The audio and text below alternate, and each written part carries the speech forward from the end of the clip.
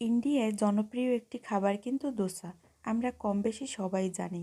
কিন্তু এই দোসাটা কিন্তু একদম ছোটোবেলায় খেতাম। অনেকে হয়তো এই ভিডিও দেখার পরে ছোটোবেলার কথা মনে পড়ে যাবে। তো আসসালামু আলাইকুম দর্শক, আজকে সহজভাবে আপনাদের সাথে দোসা রেসিপি শেয়ার করব।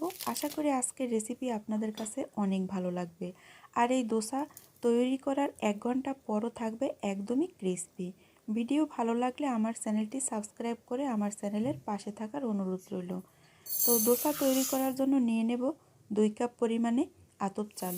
এখানে আমি মোটা যে আতপ চালের চালটা আছে আমি ওই চালটা নিয়েছি। আর দিয়ে দেব হাফ কাপ পরিমাণে যেই ভাত আমরা রান্না করে খাই ওই চালটা। আর দিয়ে দেব 1 কাপ পরিমাণে বুটের ডাল, দিয়ে দেব হাফ কাপ পরিমাণে মসুর ডাল, আর এখানে দিয়ে দেব হাফ কাপ পরিমাণে আছে মুগ ডাল। আপনি চাইলে যে কোনো একটি ডাল দিয়েও তৈরি করতে পারবেন, তবে 2-3টা ডাল সংমিশ্রণে কিন্তু এই দোসাটা বেশি ভালো হয়। আপনি চাইলে এখানে পোলাওয়ের চাল অথবা চিনি গুঁড়া চাল দিয়েও এই দোসাটা তৈরি করতে পারবেন। এখন পানি দিয়ে আমি চাল আর ডাল ভালোভাবে পরিষ্কার করে নেব। চালটা ততক্ষণই ধুবেন যতক্ষণ সাদা পানি বের হবে। একদম ক্লিন একটা পানি বের না হচ্ছে ততক্ষণ পর্যন্ত চাল আর ডাল ধুয়ে নিতে হবে। তো বন্ধুরা, আমার চ্যানেলে যদি আপনারা নতুন এসে থাকেন আর আমার ভিডিও যদি আপনাদের ভালো লেগে থাকে, তো এরকম মজার মজার রেসিপি পেতে চাইলে আমার চ্যানেলটি সাবস্ক্রাইব করে রাখতে পারেন। আর চাইলে আমার ছোট্ট চ্যানেলটি ঘুরে আসতে পারেন। আশা করি আপনাদের কাছে অনেক ভালো লাগবে, কারণ আমার চ্যানেলে অনেক রকমের রেসিপি দেয়া আছে। তো এখন আমি ক্লিন করে নিয়েছি। এখন এরকম ঢেকে রেখে দেব সারা রাতের জন্য। সারা রাত ভিজানোর ফলে কিন্তু এই চাল আর ডাল এই যে নরম হয়ে আসছে দেখেন, আর চাল ডাল কিন্তু ফুলে গেছে। এখন ব্লেন্ড করার জন্য আমি এরকম একটা ব্লেন্ডার নিয়েছি। আর জুসার ব্লেন্ডার দিয়ে কিন্তু এই চালটা গুঁড়া করা যাবে না আমার কাছে যেটা মনে হয়, কারণ এখানে ভাতের চাল অ্যাড করছি আমরা। ভাতের চালটা কিন্তু ব্লেন্ড করতে অনেক সময় লাগে। তো এখানে আমি হাফ কাপ পরিমাণ জগের অর্ধেক পরিমাণে দিয়ে তারপরে পানি দিয়েছি। আর এই পেস্ট কিন্তু একদম লিকুইড করা যাবে না, মানে থকথকে একটি বেটার তৈরি করে নিতে হবে।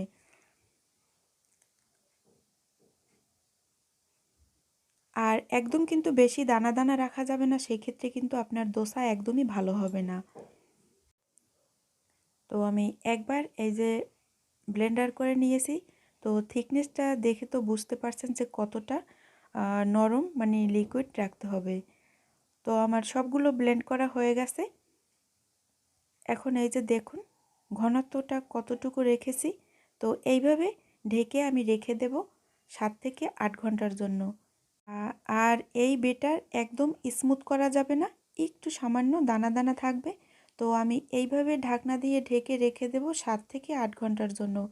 মানে আমি 9 থেকে 10টা, মানে 9টার দিকে আমি এরকম ব্লেন্ড করে রেখেছি, আর বিকেল 4টার দিকে আমি তৈরি করেছি। তো এখন এইখান থেকে কিছুটা পরিমাণে অন্য একটা বাটিতে নিয়ে নেব, দিয়ে দেব স্বাদ মতো লবণ আর অল্প একটু পানি। এই বেটার কিন্তু বেশি একটা পাতলা করা যায় না, সেক্ষেত্রে কিন্তু দোসা আপনার নরম হবে।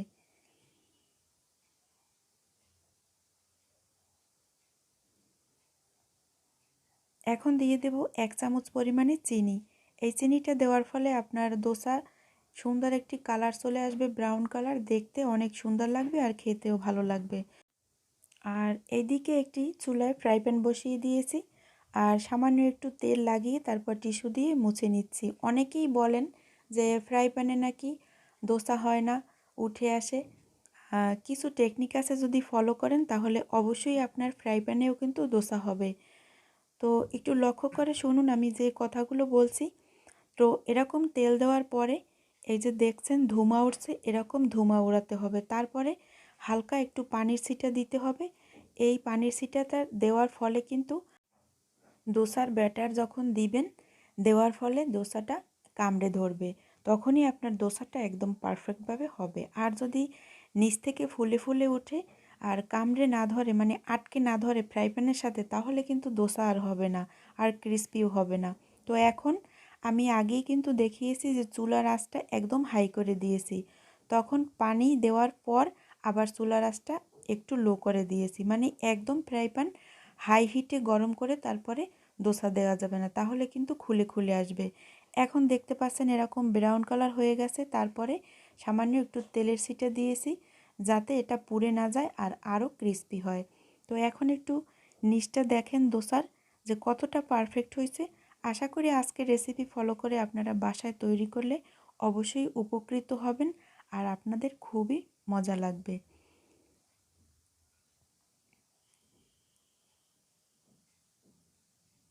এখন আবার একটু পানির ছিটা দিয়ে দেব, তারপর আমি আরও একটা দোসা ভেজে আপনাদের সাথে শেয়ার করছি।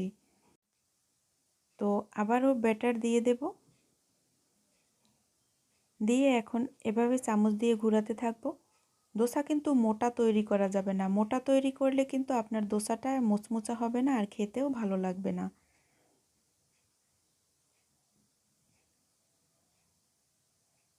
তো এখন অপেক্ষা করছি হালকা একটু কালার আসা পর্যন্ত। এই যে দেখেন উপর থেকেই কিন্তু বোঝা যাচ্ছে কালার চলে আসছে, গোল্ডেন কালার। তো এই অবস্থায় কিন্তু চুলার আঁচ একদমই মিডিয়াম টু লোর মাঝামাঝি রাখতে হবে, নয়তো দোসার নিচটা পুড়ে যেতে পারে। তো আরও একটি ভেজে নিয়েছি, এখন দেখেন নিচের দিকটা কতটা সুন্দর আর ব্রাউন কালার হয়ে আসছে আর কতটা ক্রিস্পি তা তো দেখে নিশ্চয়ই বুঝতে পারছেন। তো বাসায় অবশ্যই ট্রাই করবেন, আশা করি আপনাদের কাছে আজকের রেসিপিও সহজ লাগবে আর ভালো লাগবে। আর এরকম মজার মজার রেসিপি পেতে চাইলে আমার চ্যানেলটি সাবস্ক্রাইব করে রাখতে পারেন আর ভিডিও ভালো লাগলে অবশ্যই একটি লাইক দিবেন। দেখা হবে নতুন পর্বে নতুন ভিডিওতে। আল্লাহ হাফেজ।